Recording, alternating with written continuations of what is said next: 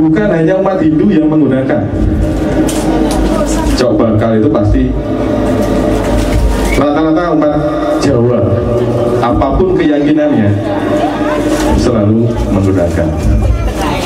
Bahkan nanti sampai kita pulang pun demikian juga. Nah, kenapa hal ini asing di pura-pura kita? Karena tadi kita lupa dengan apa yang sudah diwariskan. Kenapa bisa lupa? Kita ingat sejak runtuhnya Majapahit, atau yang keren disampaikan Sirno Ilang Kertaning Bumi, kita sebagai orang Jawa benar-benar terlena. Kemudian di tahun 60-70-an beruntung ada teman-teman dari Bali yang memberikan semangat kepada kita, sehingga kita berani menunjukkan diri sebagai orang Hindu. Dari sana diperkenalkan berbagai jenis sesaji, bangunan, dan lainnya. Kita mengenal ada Padmasana, ada Anurah, dan lainnya, termasuk sesaji. Apakah itu salah? Tidak ada yang salah.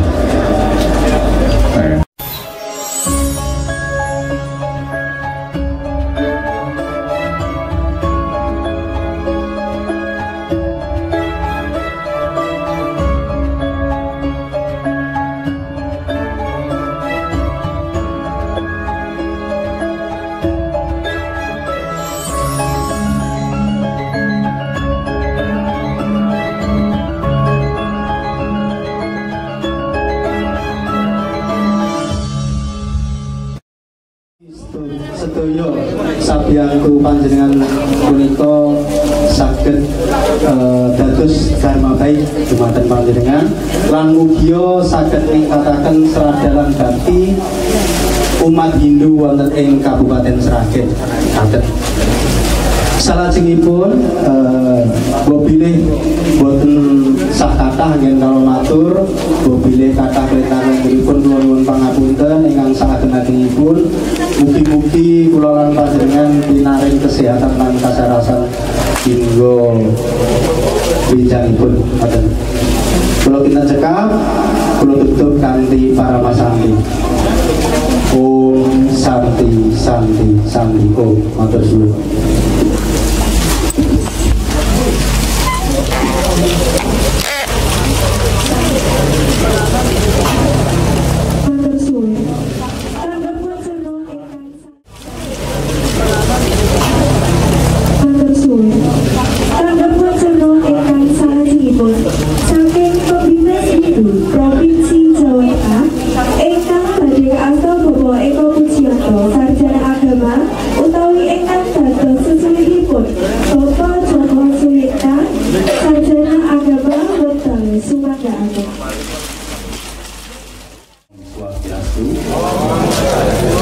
Semantan panjenenganipun Boko Panjura sekali dan semantan koro itu berkaitan dan semantan koro tamu dan putri dan hormatan pilihan yang menikah mainan aliran pun panjenenganipun Dimas boten saged secara pribadi nyarian siapa wonten perhatian punika alasan wonten acara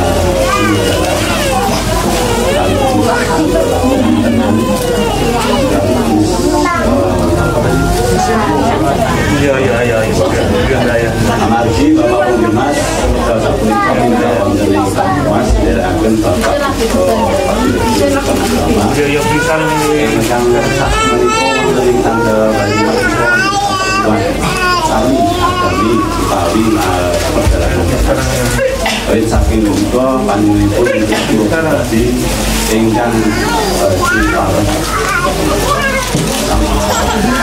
ya Bapak Ibu kita pilih dulu ayat kami ada beberapa Kabupaten Sragen menika kaya ya turipun dan saking istimewa yang biasa awit kula panjatan awit saking menika monggo sareng-sareng mengucapkan nuwun kami pangan sami awit kula panjenengan sami saged boten saged saking wonten wilayah Pasaloka Kecamatan Sumberlawan. Jadi Bapak Ibu, bahwa pada hari ini berkumpullah umat di antara kita Kabupaten Sragen khususnya, itu ada beberapa Bapak Ibu yang hadir di sini. Kalau melihat saya itu sudah sejak tahun 1998 sudah jalan-jalan ke pulau ini. Dulu masih muda dengan Pak Komimas, dengan teman-teman yang lain yang terjadi. Ya saya ingin foto pulau terus tiba-tiba tua ya foto. Jadi Bapak Ibu, bahwa kegiatan keagamaan yang diselenggarakan oleh masyarakat kita selalu mendukungnya dan selalu mendukungnya, bahwa kegiatan ini di berjalan atau artinya ulang tahun pulau itu diselenggarakan dengan kegiatan keagamaan yang diselenggarakan oleh umat Hindu di Kelantan pada kecamatan itu. Jadi Bapak Ibu, bahwa umat Hindu sekarang itu seolah-olah sekarang itu seperti ibunda ketika zaman dahulu itu membuat beras. Kalau zaman dahulu membuat beras atau nutu atau pakai lesung atau pakai lumpang, itu dibuatlah gabah dari sawah, kemudian dijemur, setelah dijemur ditutu. Panjenengan saat ini kesimpulan enten boten tutuan itu, boten enten nggih. Nah, setelah ditutu beras itu atau gabah itu ditutu, setelah ditutu maka kulitnya terkelupas. Kulit terkelupas diambillah beras itu di dalam tampah, terus ditampah, makanya diinteri. Umat Hindu sekarang bagaikan beras diinteri Ibu Pertiwi. Diinteri itu ya terbaik musak masik, berasnya musak masik. Dari situlah maka yang paling pas, yang paling utuh, yang balas, yang paling bagus itu posisinya sedikit dan berada di tengah.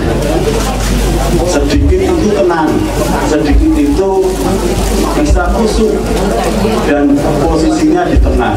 Semakin pergi ke pinggir itu berasnya sudah gempil. Gempil itu mungkin kapitayannya sudah berubah. Semakin ke sini semakin remuan, istilahnya menir. Menir itu gunanya merupakan titik. Maka beras yang bagus, beras las itu posisinya di tengah, diambil manusia, digunakan untuk kehidupannya, kehidupan ke depan, kehidupan muripi anak bujuk, muripi kepada sesama orang. Itu perlambang umat Hindu sekarang. Jadi yakinlah bahwa umat Hindu itu yang masih percaya Weda, karena Weda itu tidak pernah diciptakan dan tidak berawal dan tidak berakhir, maka di sana ada anutan atau pauman yang sejati, tidak boleh terkikis oleh apapun. Di kondisi sekarang umat Hindu itu digesek sana, digesek sini, makanya tinggal ada yang, kalau yang tidak kuat di sana berasnya atau imannya atau seradanya itu bisa gempil, bisa patah, bisa remuk menjadi bening. Oleh karena itu Bapak Ibu, monggo sareng-sareng abdi dumateng Yang Maha Widi nyuwun ketedah panjenenganipun bilih kula panjenengan sami gadah anak, gadah bojo, sehingga kita hidupnya bisa baik dan lestari ngugemi agama Weda, ngugemi Sang Hyang Maha Widi. Jadi tidak banyak yang kami sampaikan. Terima kasih atas kehadirannya dan kurang lebihnya kami mohon maaf, dan kami tutup dengan para masanti sesarengan. Om Santi Santi Santi.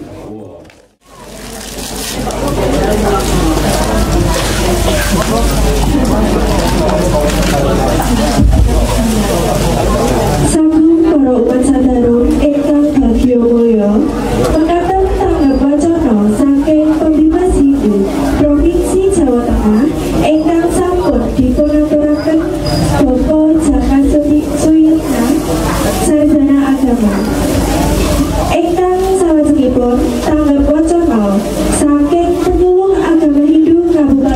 Sragen ingkang badhe kaasta Ibu Gayatri Sindi Mahesti, Sarjana Pendidikan, wekdal sumangga-aken.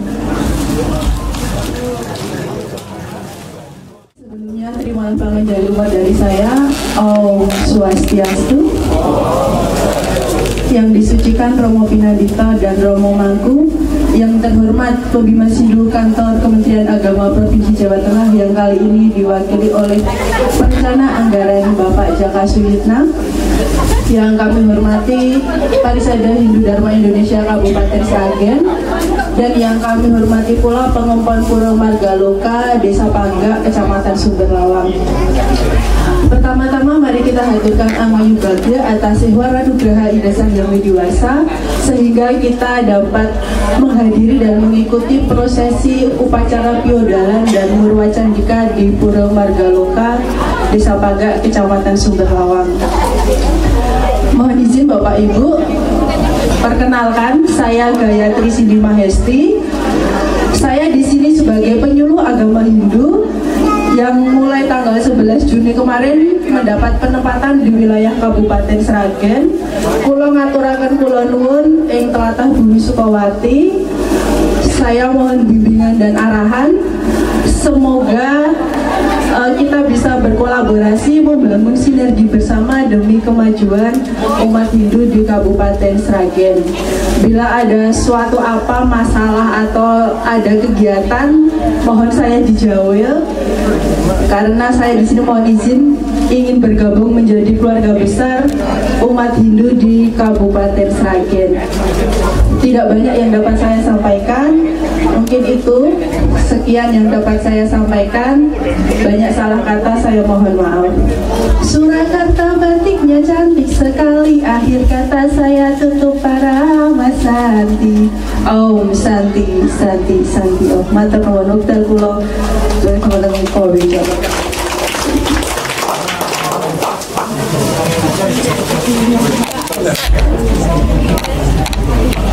Matur suwun. Ingkang salajengipun lumebet wonten ing titilaksana Dharma Wacana ingkang kepar badhe dipunaturaken Bapak Sutio Kadiri, Ketua Yayasan Widya Mandala Nusantara, wekdal sumangga-aken.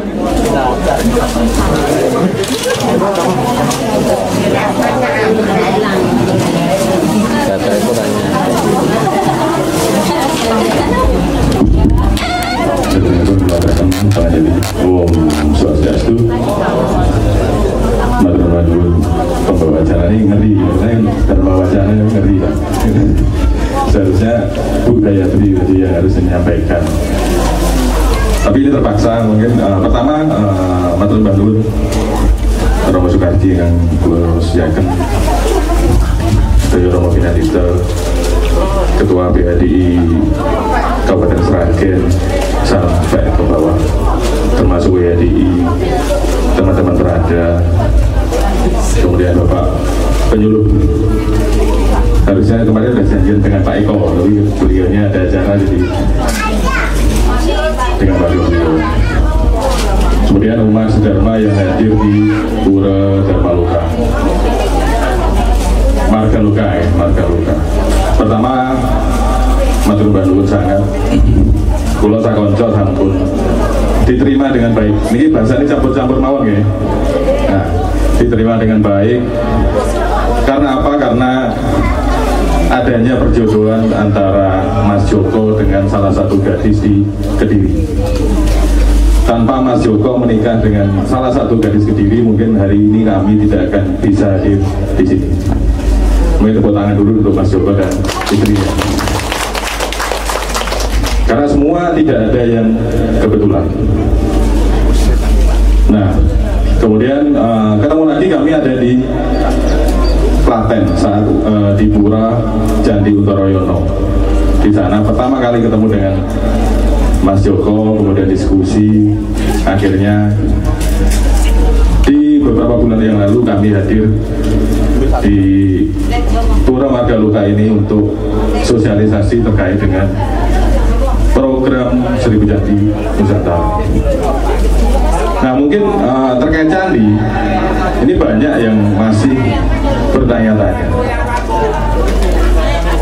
Kenapa harus candi?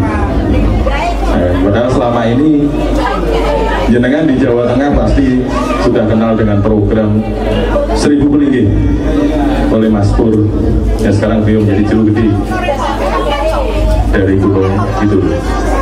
Kenapa tiba-tiba kami yang dari Kediri mengangkat yang namanya program 1000 Candi Nusantara? Semangatnya apa? Adalah kembali ke jati diri. Jadi diri siapa? Jadi diri kita sebagai umat Hindu, sebagai umat Hindu yang lahir, gede, bahkan nanti mati pun akan dijawab. Dan harapannya tetap lahir Hindu, mati pun Hindu. Nah, perjalanan kami di Sragen ini ada ketemu Mbak Parno. Ini yang menurut kami luar biasa. Mungkin jarang di antara umat di Sragen yang kenal dengan Mbak Parno. Tapi ketika kunjungan pertama, kami bertemu dengan Mbak Parno yang menarik menurut kami. Dengan usia senja, datang ke Pura Pucung, ya. Datang ke Pura Sanggar Pucung itu dengan tongkat. Begitu sampai menjelang mau masuk sanggar, tongkat diletakkan, jalan dengan tegak, dan ngobrol panjang dengan kami. Yang menarik adalah beliau hanya tinggal berdua. Dari 35 kakak, saat ini mungkin tinggal 3 jiwa. Ini suatu yang susah untuk disampaikan. Nah, mudah-mudahan kita bisa belajar banyak dari beliau, terutama anak-anak muda, seperti tadi yang disampaikan oleh Pak Om Dimas. Kita harus belajar dan belajar. Tujuannya apa? Supaya ke depan kita tetap bisa nguri-nguri apa yang sudah diwariskan oleh leluhur kita. Mungkin Bapak Ibu pernah melihat ya, poster atau meme di mobil-mobil yang lalu lalang itu banyak tulisan, bukan pewaris tapi perintis. Padahal sebenarnya kita ini adalah pewaris. Kita ini bukan perintis. Pewaris apa? Leluhur kita sudah mewariskan banyak hal. Terkait dengan upacara yang kita lakukan hari ini, mungkin Bapak Ibu di wilayah Jawa Tengah mungkin hal yang relatif baru, dengan sesaji yang 100% sesaji Jawa. Ini adalah bentuk warisan yang ditinggalkan oleh leluhur kita. Kita ingat, kita mulai lahir pasti upacaranya lah dari brokoan, pemberian nama, sesajinya pasti ada bubur dan lainnya, kemudian sepasang, kemudian selapan setahun, kemudian menginjak dewasa juga demikian. Ketika upacara pawiwahan juga demikian. Bahkan untuk pawiwahan dan lainnya, bukan hanya umat Hindu yang menggunakan. Cok bakal itu pasti rata-rata umat Jawa, apapun keyakinannya, selalu menggunakan. Bahkan nanti sampai kita pulang pun demikian juga. Nah, kenapa hal ini asing di pura-pura kita? Karena tadi kita lupa dengan apa yang sudah diwariskan. Kenapa bisa lupa? Kita ingat sejak runtuhnya Majapahit, atau yang keren disampaikan Sirno Ilang Kertaning Bumi, kita sebagai orang Jawa benar-benar terlena. Kemudian di tahun 60-70-an beruntung ada teman-teman dari Bali yang memberikan semangat kepada kita, sehingga kita berani menunjukkan diri sebagai orang Hindu. Dari sana diperkenalkan berbagai jenis sesaji, bangunan, dan lainnya. Kita mengenal ada Padmasana, ada Anurah, dan lainnya, termasuk sesajinya. Apakah itu salah? Tidak ada yang salah. Terus kemudian kenapa kami di program 1000 Candi Nusantara menenggemukan kembali semangat ke jati diri. Karena tadi di Hindu dikenal dengan Desa Kalapatra, Desa Mawa Coro, Negara Mawa Toto. Identitas kita sebagai orang Jawa boleh dibilang makin kesini makin hilang. Kemanapun kita bertayatra, kita dikenali sebagai umat Hindu dari Bali, bukan umat Hindu dari Jawa. Ini kenyataan. Kita mau ke Banyuwangi, yang dari Banyuwangi mau ke Blitar, Kediri, pasti ditanya dari Bali ya. Kenapa demikian? Dari pakaian kita sudah lupa. Beruntung dari Pak Bimas masih pakai belangkon, pakai surjan. Kemudian yang ibu-ibu juga demikian. Apakah itu salah? Tidak. Karena kita sebagai pewaris sudah sedikit lupa. Nah, kami dari program Seribu Candi Nusantara ini mencoba mengingatkan kembali. Mari kita sebagai pewaris ajaran Jawa yang jelas-jelas dilahirkan di Jawa dan dari leluhur Jawa untuk kembali nguri-nguri Jawanya. Harapan saya ke depan, kemanapun kita pergi, dimanapun kita tinggal, kita masih bisa dikenali. Oh, ini orang Sragen. Oh, ini orang Boyolali. Yang masih kelihatan dari mana? Romo Soekarji dan tim dari Tengger masih kelihatan. Kemanapun beliau pergi, ya seperti itu Pak. Masih bisa sangat dikenali. Walaupun sekarang tantangannya juga luar biasa. Sami mawon. Terus terkait kembali lagi dengan candi. Kenapa kok candi yang diwujudkan? Jadi mungkin kalau yang dengan memperhatikan mantra dari Romo Soekarji pasti ada dibahas di sana. Candi itu dari kata candika. Ujungnya kemana? Ke ibu. Kenapa ke ibu? Ketika kita lahir ya, kita 9 bulan sudah dikandung seorang ibu. Lahir sampai kita bisa makan pun semua ibu yang menentukan. Bahkan ketika kita mungkin masih mulai bisa ngomong, ketika kita minta makan, pernah minta ke bapak? Nah, pasti kita nyebut bu, jaluk mangan. Ya. Kenapa demikian? Apakah leluhur lelaki itu nggak berharga begitu ya? Atau kurang berharga? Tetap sama-sama berharga, tapi mempunyai tugas yang berbeda. Tanpa bapak kita tidak bisa dilahirkan. Tanpa ibu juga demikian. Semua saling melengkapi. Nah, kembali ke Pura Margaluka. Ada Anglurah, ada Padmasana, ada candi. Paling gampang bagaimana? Kalau Anglurah dari kata lurah, artinya apa? Penguasa wilayah. Dari Pura Margaluka, dari desa Paga dan sekitarnya. Beliau yang kita lingkupkan di sana, termasuk Punden, Danyang dan lainnya. Bagaimana dengan candi? Jadi kan hubungannya dengan ibu, bapak. Artinya yang di candi adalah semua leluhur warga Paga khususnya dan Sragen pada umumnya. Kita beruntung di Margaluka ini kan mandaranya kemana? Gunung Lawu. Ini ada Mas Eko dari Wonogiri yang sebenarnya beliau dan keluarga berperan dalam program Seribu Candi Nusantara walaupun nggak pernah kelihatan. Salah satu alat yang kita gunakan untuk upacara dari Mas Eko, ternyata istrinya juga orang Kediri. Jadi benang merahnya bulat aja sebenarnya hidup itu. Nah, kan? Terus bagaimana dengan Padmasana? Kalau kita kembali ke masa lalu, kita perhatikan abad ke-4 atau ke-7 di Jawa Tengah sudah ada candi di Magelang, karya dari Raja Sanjaya. Jadi kalau menyenangkan ke Magelang, ada bukit kecil bambu, di sana ada candi. Di Malang ada namanya Candi Gajayana, itu candi tertua.